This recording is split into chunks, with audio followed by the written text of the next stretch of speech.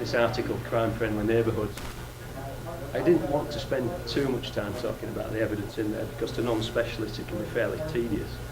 And actually, to be honest, it can be fairly tedious for specialists to have to read it. But the reaction that I read was, I don't know what you could politely term it really, it was referring to Lawrence Orbach's response. And he appeared to have collected every fact in the world without having the slightest clue what he was collecting.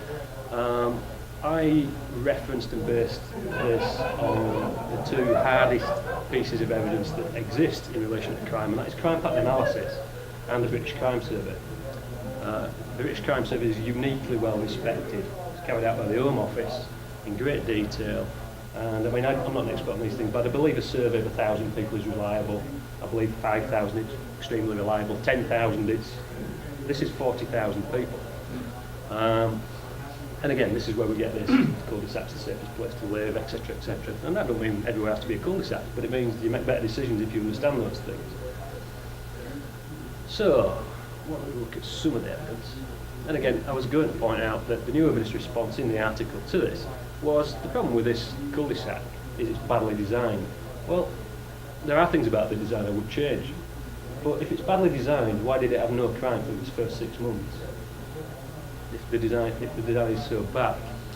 And then, of course, when we put this route through it, why did the crime explode?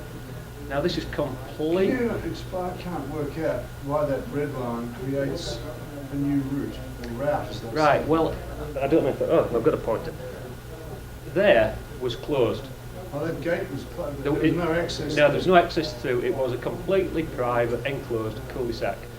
And the importance of that is that the only people entering the site here are residents, legitimate visitors, or people who stand out like a sore thumb because there's no visitors to be there. Now, what that creates in criminological terms is low anonymity. And what that means is strangers stand out. It doesn't mean that there's any legal restriction whatsoever on any member of the public entering that space, but it does mean they've got no reason to be there, and they stand out.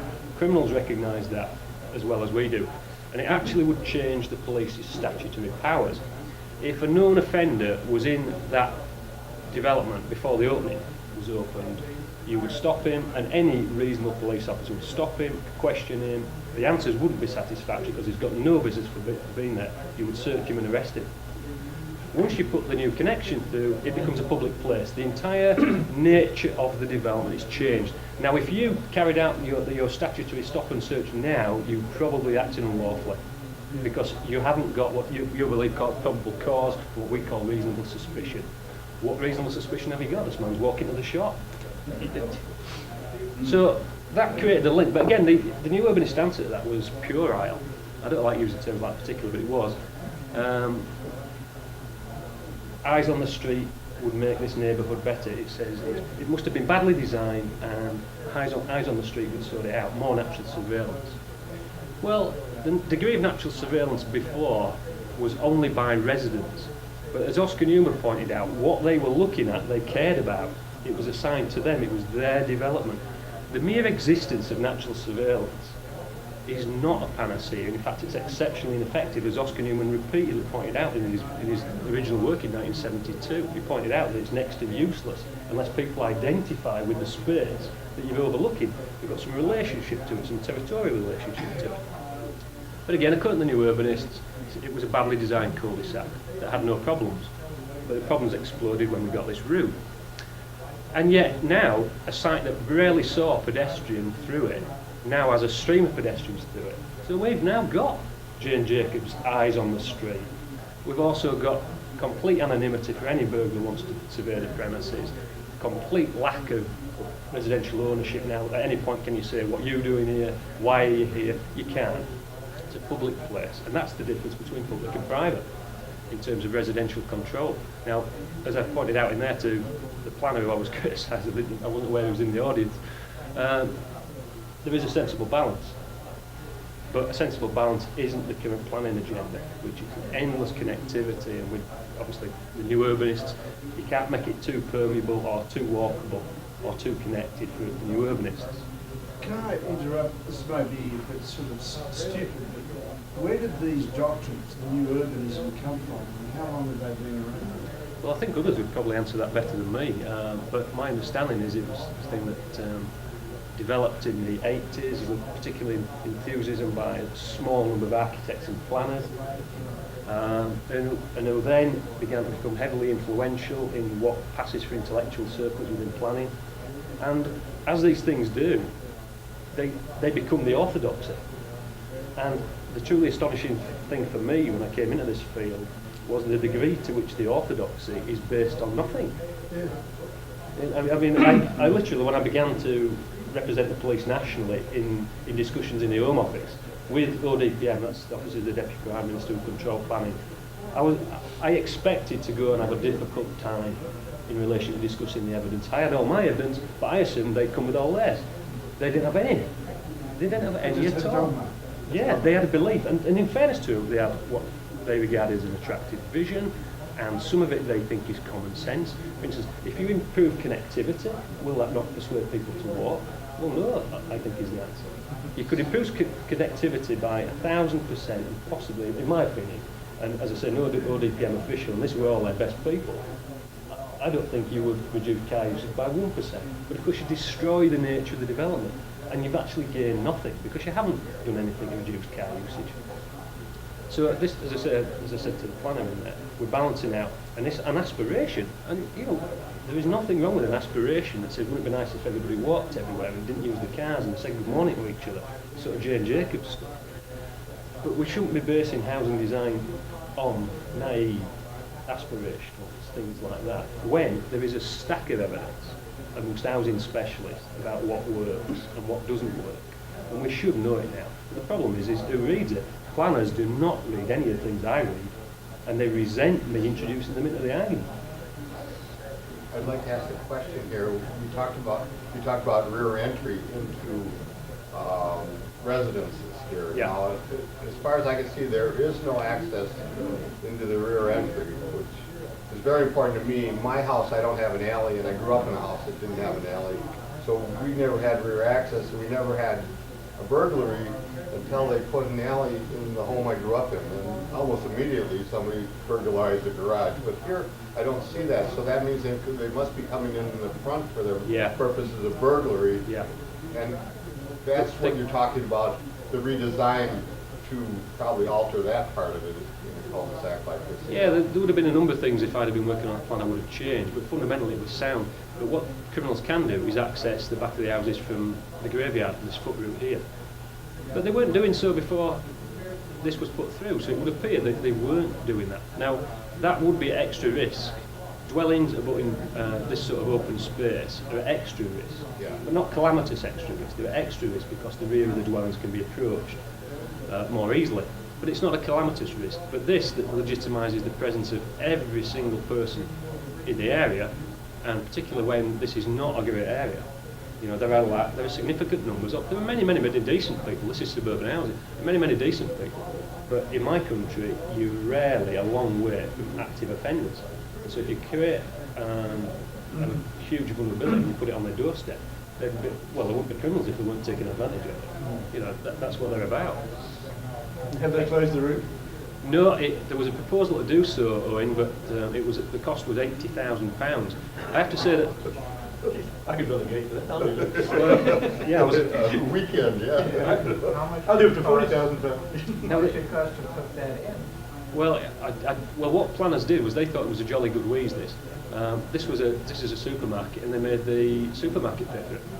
Now planners think that's good because they call it planning gain. It wasn't much of a planning gain for the people at this side here, but of course planning gain meant that they got what they wanted, which was a connection to a longer cycle route, which pressed all the right buttons on sustainable transport, etc. So I suppose a lot of people shopping then pass through this neighborhood. Yeah, they do. So you bring in all kinds of people through that neighborhood. Absolutely. And probably 90% of them are quite legitimate. Sure. But you don't need many of them to be active offenders to have disastrous crime rates. Can I ask why they didn't put it down this? Owen, you've disappointed me there because you're far too sensible. That's exactly what they should have done. They could have run it through the graveyard here. And had I been involved now on something like that, I would have insisted upon it. But this happened this decision had been taken before I discovered it, and I objected, vigorously objected. I said this would be an absolute disaster, but it was too late, and I didn't occupy the position I now occupy. And so basically I was just some minor irritant phoning the planning office, telling them this is going to be a bloody disaster, when everything had been told for 10 years by planning guidance is this is absolutely what you should be doing. But anyway, we'll talk about alleyways, by the way. I'm covering alleyways because that's another new urbanist alternative to rear courtyards. But again, I don't want to spend a lot of time with people who might not want to go through it. But this professor here, I'm told by a professor that I respect in England, that this man is particularly eminent in the United States. He's an American criminologist, described to me by somebody, as I say, I genuinely respect, as particularly careful and particularly eminent in America. And this is his conclusion. That's the paper that comes in there. And I've highlighted it's long, I mean, it's 14 pages, it's exceptionally boring paper, frankly. It's written for specialists. It's not written for the likes of me or any. But that's the summary there. The words are obviously unchanged. More permeability, more crime. Recognition about this is leading to gated communities in the United States. Interestingly, and I'll go out and refer to it, this paper also contains the only evidence I've ever come across about mixed use, because we know the mantra of mixed use in new urbanism. What is mixed use? Well, again, other people might describe it better, but they would like everything to be local, so you don't need to use your car. So your local stores are to be local shops, local schools, everything's to be mixed up and put together, and that means you don't have to go driving anywhere because everything's been put local to you. And it also means that the fact that all these things are about means that you're on the street, and it promotes community activity and all these things that they'd like to create, but actually do the opposite of. I don't know if anybody's got a better summary of that, but perhaps that's reasonable. So again, now what I've done, I've attached to the CD a list of papers. Now this is my own work on behalf of the European Union, and I shouldn't really sell my own work except to say that these people are the most eminent researchers in my country and in Europe on design and crime. And I really don't think they'd let me have a free hand unless they thought I might know what I was talking about. And again, that's crime-free housing. It's actually the old book face, this, because the current one's actually out of the publishers as we speak. But this again, it analyses 14,000 houses. These people are incredibly well respected.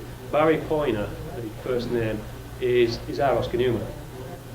And indeed he was very close liaison with Oscar Newman in years gone by. Barry Webb is the leading researcher on this subject in the Home Office. He's now in the Jill Dando Institute of Crime Science. Again, a particularly respected institute, said to have the ear of government. Well, if they do, they need to speak to them more often. But again, the reason I put this in is this article by Lawrence Orbach says, well, we agree with, we'll get Oscar Newman and us, we're all the same. Well, I've got a list again of quotes from Oscar Newman and emails he sent to me, just as critical of new urbanism and its approach in terms of crime as I am. But the problem with Oscar Newman is he's extremely well respected amongst criminologists. And I mean real criminologists, the top people. He's really well respected amongst them. And so they can't really legitimately dismiss his work. So what they can say is they pretend his work agrees with them, which is neat. It just happens to be untrue. Now, here we see, this is an illustration from Crime, Creating Defensible Space in 1996, and this shows a network of small cul-de-sacs. And Oscar Newman described this as his ideal mini neighbourhood. He also shows other layouts and other methods of approaching things, but if you can reconcile that with what you know about new urbanism, well, I don't think you can. And I think that's just a clear illustration that I've put up to show what complete nonsense. If Oscar Newman's words aren't enough himself, well, this I think says it all. 6 mini neighbourhoods, and what he's trying to do, and he's saying successful communities work better when they're smaller. And again, if you live on a cul-de-sac and you recognise all your neighbours, I live on a sort of location like that, and I do watch out for my neighbours' children, and I know they watch out for my children, because we all know each other. But when you create a completely anonymous environment, as they did in Hume, that's lost, as the survey in Hume, to their great embarrassment, showed them. And of course what happens then is, there's this obesity argument. Well, in this type of layout, parents let the children play out. And so this obesity argument about you create walkable public neighbourhoods and it'll benefit obesity. Now, I don't have a degree in this, but what I'm saying to you is my experience, and Oscar Newman's, is that people allow the children out in more private layouts. And I'm the same. I have 2 children, I try to balance risks on this. And I let my children play out because I'm conscious that my neighbours know my children are and would look out for them. And I do the same for them. What about walking and bicycle paths in these kind of environments? Well, you know, they're not on the streets, but they tend to be through the... Well, it would depend where they are. There's been a cycle path, an extremely contentious one because I got involved with it. And it's completely segregated. It runs on an old railway line. And although in some respects that causes me some issues, these are adult cyclists, or they should be adult cyclists, and it goes up, and I made no comment. They then wanted to create a link, opening up the cul-de-sac into it, and I vigorously objected. So the cycle path's there, and it's used, but what I've stopped them doing is doing what we saw at Burris Road, creating a link through a cul-de-sac, which would legitimise the presence of every offendant of that cul-de-sac and remove all the advantages it has. And in fact, since the opening of the cycle route, there have been quite significant problems in the area. Now, I don't think that would always justify never having these things, but you need to make informed decisions. And as I say, I prevented them opening up a cul-de-sac as they did to Burris Road. I'd like to ask you about how a couple of the features work. You have entry portals and gates between cul-de-sacs, etc. Yeah. And some of the entry portals I see are between the parking house buildings, evidently.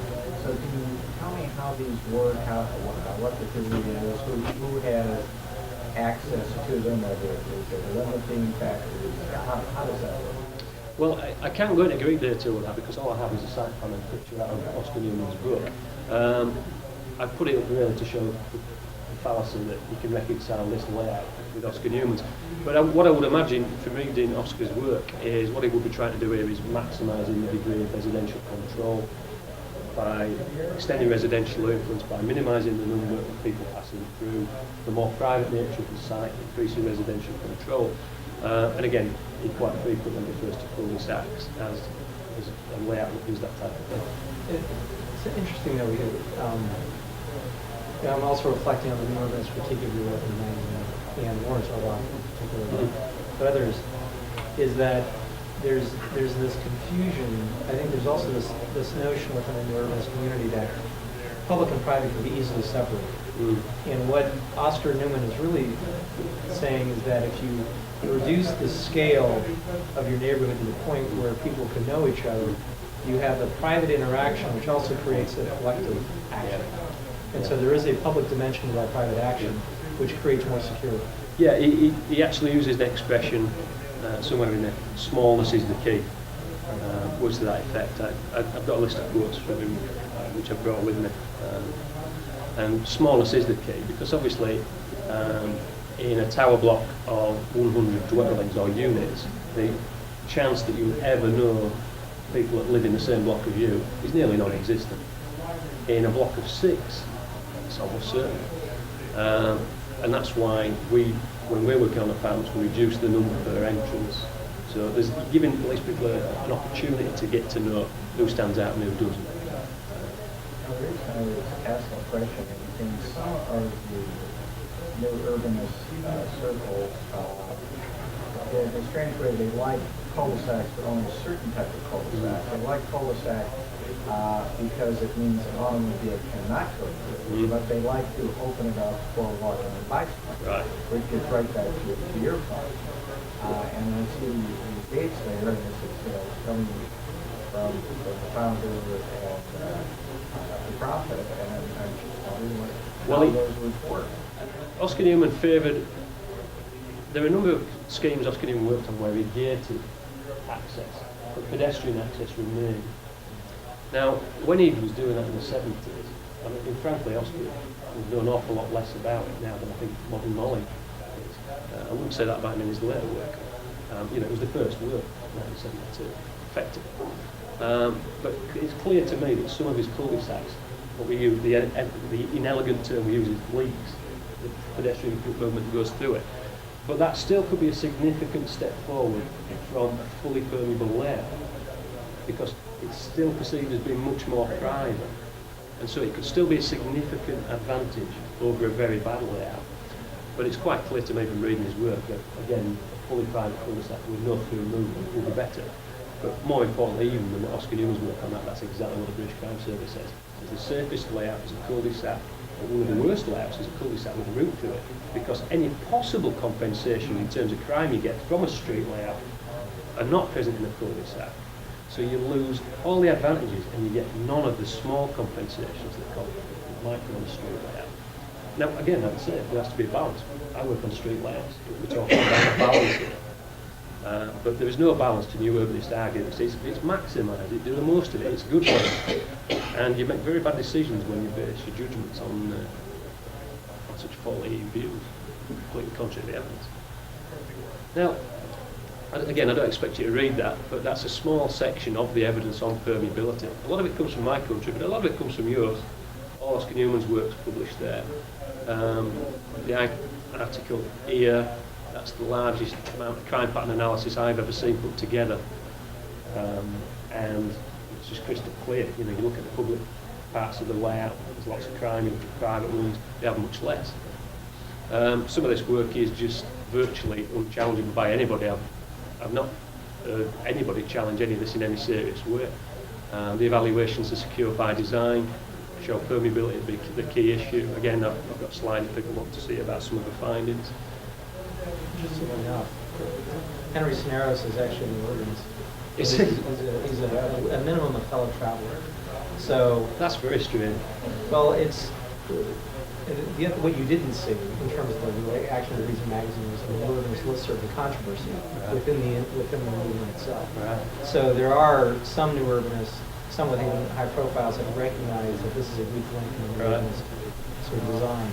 But I think he may have been secretary of health and human at the time that was written, and sometimes you wind up with the head secretary being kind of a courtesy author if they had taken a direct role in it.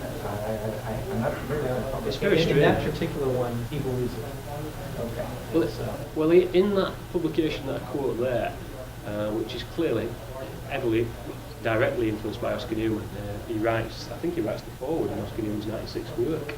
And Oscar Newman pays tribute to him and thanks him because I think they funded his research. So it's very strange that he's a new urbanist. Well, yeah, that's maybe another conversation. The reason for that is that it's quite clear in that work, Mr. Cisneros quotes exactly the same type of research that I'm quoting about permeable neighbourhoods and generating crime. So I wonder what's going on there really. But this is not the complete list by it. This is the list that's in my supplementary planning guide because this is what I personally read. And I try not to reference things that I haven't read. But I've included on the CD a list of Rachel Armitage, the top name there, one of the leading researchers on crime and design, a friend of mine in England. She has a completely different list to this. It contains many of the same things, but many, many more that I've simply never read or heard of, with quotes from them. And again, that's on the CD. But basically, I don't know any informed debate. Even the planning system in England now has accepted the consequences of permeability and crime. Now, that's a massive change. Believe you me, to get the English planning system to accept that shows the overwhelming degree of evidence because it is completely contrary to what they would like. But they've had to accept it with official planning because you can't. Some of this stuff just can't be disputed. Not by anybody with the remotest pretense to thinking independently. And this is the mixed use stuff. Now, again, it comes in Taylor's work, this was complete news to me. I was reading this about permeability, but this mixed use thing that reduces crime. Well, there are only two studies now, and to my knowledge, these are the only two studies that I've ever come across, and many of the criminologists I'm working with are not aware of anything else. And both found significant additional problems with mixed use. Now that tallies exactly with my experience. I live in a quiet, relatively low crime town. All the problems are concentrated around the public facilities and the public shops. Now that don't mean you don't have shops, but again, if you start from a position of knowing something creates risk, you'll arrive at a better decision than thinking this will be the cure.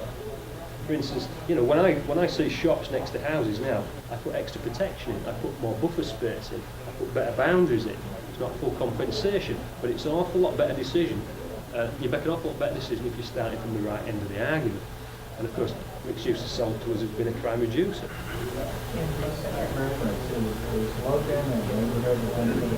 I understand it is, but Americans would have to help me there. Now, alleyways.